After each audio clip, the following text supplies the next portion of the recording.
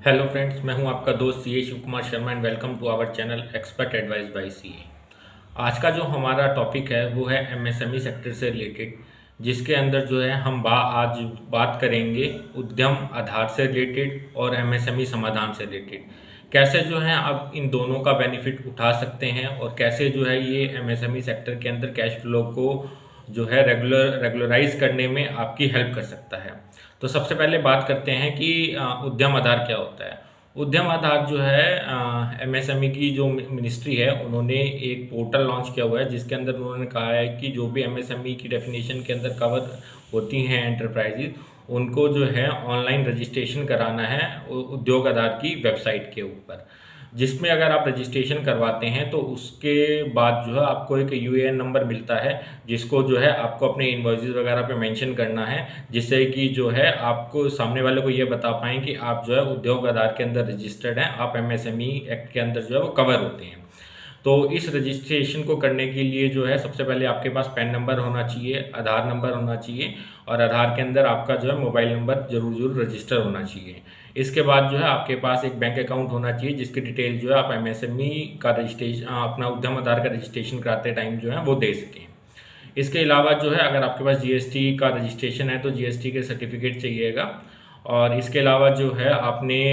जो भी plant and machinery के अंदर पैसा इन्वेस्ट कर रखा है उसकी वैल्यू जो भी आपने डिस्क्लोज करी है अपनी लास्ट फाइल आईटीआर के अंदर, उसकी वैल्यू जो आपको इस रजिस्ट्रेशन में करते टाइम जो है देनी है। जब आप पूरे फॉर्म को फिल कर लेंगे तो आपको जो है अपना आधार नंबर डाल के इसको वैलिडेट का आधार नंबर के मोबाइल पे जो ओटीपी आएगा उसको डाल के जो है आप इसको वैलिडेट कर सकते हैं। वैलिडेशन के बाद जो है आपके पास जो है आधार यूएएन नंबर आ जाएगा। अब बात करते हैं कि मैंने रजिस्ट्रेशन करा लिया, इसके बाद जो है मेरे को क्या क्या बेनिफिट होंगे। तो बेनिफिट्स में जो है सबसे पहले तो आपको जो बेनिफिट होगा वो फाइनेंशियल फॉर्म में होगा। मान के चलिए कि आपको लोन की रिक्वायरमेंट है और आपके पास जो है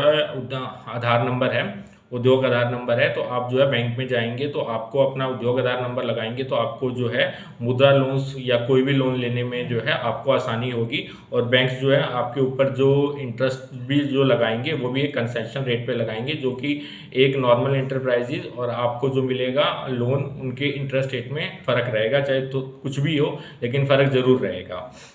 उसके बाद जो है गवर्नमेंट जो है एनुअल बेसिस पे एक प्रायोरिटी सेक्टर डिसाइड करती है जिसको कि वो बढ़ावा देना चाहती है। तो आपके एंटरप्राइजेज अगर उस सेक्टर के अंदर फॉल कर रही हैं तो आपको जो है इसके अंदर उद्योग आधार होने की वजह से जो है आपको उसकी जो लैंडिंग्स होंगी, जो भी फाइनेंशियल सपोर्ट वगैरह जो होगा वो आपको मिलने के चांसेस जो हैं वो बढ़ जाएंगे। उसके बाद जो है इससे आपकी विजिबिलिटी और ऑथेंटिकेशन बढ़ेगी। आप अगर किसी को अपना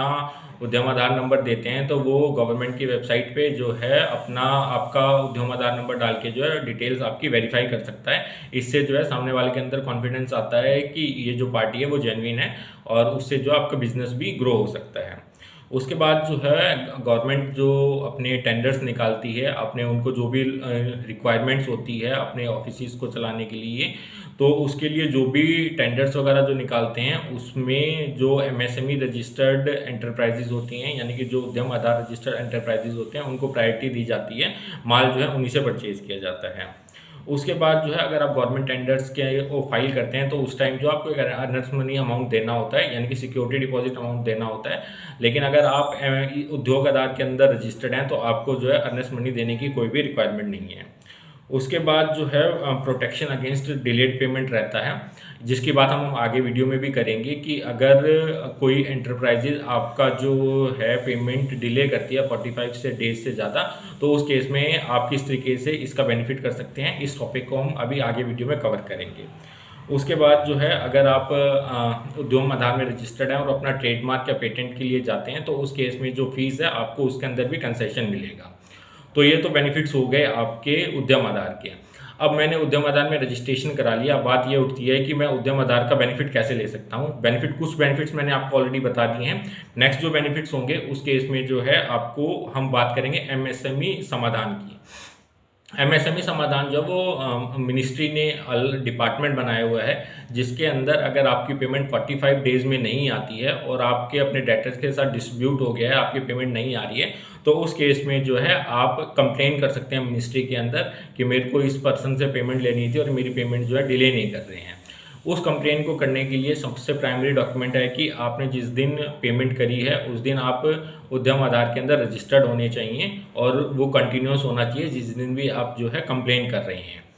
तो आपको जो है जब आप कंप्लेन करने जाएंगे तो आपके पास उद्यम आधार का रजिस्ट्रेशन की कॉपी होनी चाहिए, उस पार्टी के बिल्स होने चाहिए जिनकी आप कंप्लेन करना चाहते हैं, उसके डॉक्यूमेंट्री प्रूफ होने चाहिए जिससे कि आप ये इंश्योर कर पाएँ डिपार्टमेंट को कि आपने जो है एक्चुअल में जो पेमेंट जो एक्चुअल में जो है माल डिलीवर किया है और आपकी पेमेंट जो है वो रुकी हुई है। इसके बाद जब आप इस के अंदर कंप्लेन फाइल करेंगे तो आपको बिल्स और ऑथेंटिकेशन के डॉक्यूमेंट्स लगाने हैं कि आपने एक्चुअल में माल जो है वो डिलीवर किया है। जब आप इसको एप्लीकेशन को फाइल कर देंगे तो फाइलिंग के टाइम जो है आपके जो आधार के अंदर मोबाइल नंबर रजिस्टर्ड होगा उसके अंदर जो है OTP जाएगा और OTP के थ्रू जो आप अपनी एप्लीकेशन को फाइल कर पाएंगे। एप्लीकेशन फाइल करने के बाद जो है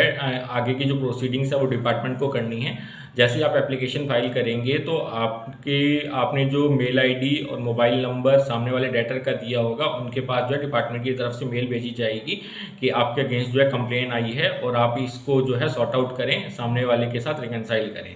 तो उस केस में मैक्सिमम केसेस में क्या होता है कि जब डिपार्टमेंट की तरफ से एक्शन की बात होती है तो सामने वाला बंदा जो है वो पेमेंट देने के लिए तैयार हो जाता है। ये आपकी म्यूचुअल कंसेंट पे रहेगा कि आप किस तरीके से उसको जो है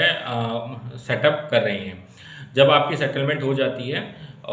तो आपका ये केस बंद हो जाता है और अगर आपकी सेटलमेंट नहीं हो पाती है तो केस आगे प्रोसीड करता है और फिर डिपार्टमेंट ट्राई करता है कि आपकी जो है रिकन्सिलिएशन म्यूचुअल बेनिफिट पे हो, ना हो पाए तो आगे की जो प्रोसीडिंग्स है वो केस में तब्दील कर दी जाती है और जो केस में जो भी डिसीजन होता है वो दोनों के ऊपर जो है वो बाइंडिंग रहता है। तो इस तरीके से जो है आप MSME में कंप्लेन फाइल करके जो है अपने जो भी डिले पेमेंट है उनको रिकवर कर सकते हैं। इसके बाद जो है बजट 2023 के अंदर भी जो है फाइनेंस मिनिस्टर ने भी इससे रिलेटेड एक बहुत बड़ी जो है अनाउंसमेंट की हैं। उन्होंने जो हमारा इनकम टैक्स एक्ट है उसके अंदर एक क्लॉज ऐड कर दी है जिसके अंदर उन्होंने ये कहा है कि अगर कोई भी MSME रजिस्टर्ड एंटरप्राइज से माल खरीदता है और अगर 45 डेज में उसकी पेमेंट नहीं होती है तो जो भी उसका एक्सपेंस का अमाउंट है, यानी मान के चलिए कि मैंने 1 लाख रुपए की परचेज़ की है या कोई और एक्सपेंस किया है 1 लाख रुपए का, अगर मैंने वो पेमेंट जो है 45 डेज़ के अंदर नहीं की तो ये एक्सपेंडिचर जो है वो अलाउड नहीं होगा। तो इससे क्या होगा कि जो सामने वाला पर्सन है उनको ये एक्सपेंडिचर डिसअलाउड हो जाएगा, उनको जो है टैक्सेस पे करने पड़ेंगे। तो इससे जो है काफ़ी एक्सपेक्टेड है कि जो MSME को डिले पेमेंट आती है उसके अंदर जो है थोड़ा सा स्पीडी प्रोसेस हो जाएगा। लोग कोशिश ये करेंगे कि हमारा एक्सपेंडिचर डिले ना हो, डिलेड ना हो जाए और उसके डिडक्शन हमें मिलते रहे, तो इसके लिए वो कोशिश करेंगे कि 45 डेज़ के अंदर जो आपकी पेमेंट हो जाए। तो इस तरीके से जो है आप MSME समाधान का बेनिफिट उठा सकते हैं, लेकिन प्राइमरी कंडीशन है कि आप उद्यम आधार के अंदर रजिस्टर्ड होने चाहिए। अगर आपको हमारी वीडियो अच्छी लगी हो तो इस वीडियो को लाइक करें, शेयर करें और हमारे चैनल को सब्सक्राइब करें।